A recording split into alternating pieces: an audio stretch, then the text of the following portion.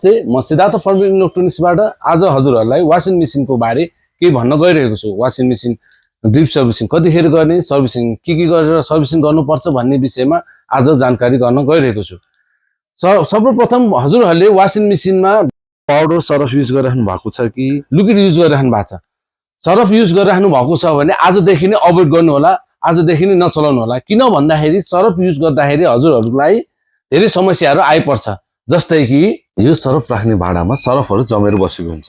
यो जमेर बसेको सरफहरूले खियाले खाने र पानी जाने ठाउँमा ब्लक भएर बस्छ भने लुगाहरूमा सरफले तातेपाटे दागहरू पनि बस्छ। लुगाको आयु पनि कम गर्छ। लिक्विड पानीमा चाँडो घुल्ने भएको कारणले गर्दा दागहरू पनि लुगामा बस्दैन। सरफमा एसिडको मात्रा धेरै हुने भएकोले स्पाइडर र ड्रमहरू चाँडो खियाले खाने गर्दछ। यो स्पाइडर गयो भने यसको खर्च पनि धेरै आउँछ।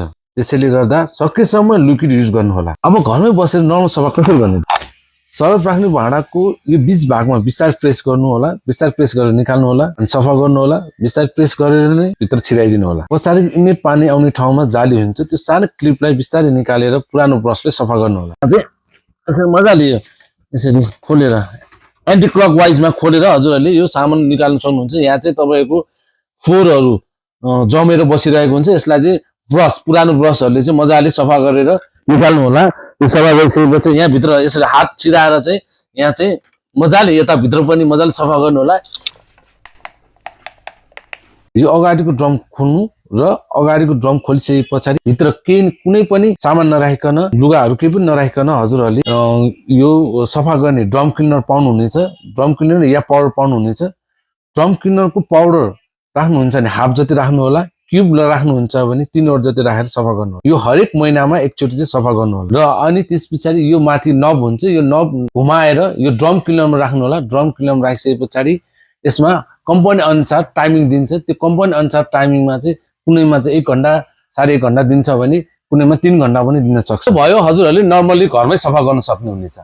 अब भने हजुरहरूले डिप सर्भिसिङको लागि चाहिँ हामीलाई नै सम्पर्क गर्नुपर्ने हुन्छ। किन भन्दाखेरि यसमा चाहिँ भित्रको ड्रमहरू अनि स्पाइडरहरू भयो, अघि नै हजुरहरूले भिडियो पनि हेर्नुभयो, यो सबै एकदमै फोहोरहरू भएर बसिरहेको हुन्छ भने यसलाई चाहिँ सफा गर्नुपर्ने भएको कारणले गर्दा टेक्निसियनहरूलाई नै बोलाउनु पर्ने हुन्छ। यो सबै भित्रको सबै खोलेर मजाले नै खोलेर सबै सफा गर्नुपर्ने भएको कारणले गर्दा हामीलाई नै सम्पर्क गर्नु होला।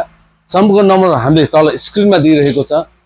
हजुरहरूलाई कुनै पनि फ्रिज, वासिङ मेसिनहरू भयो, एसी भयो अनि ओभनहरू भयो, जुनै पनि सामानहरू इलेक्ट्रोनिक सामानहरू बिग्रेको खण्डमा चाहिँ हामीलाई यो नम्बरमा चाहिँ सम्पर्क गर्नु होला। धेरै धेरै धन्यवाद।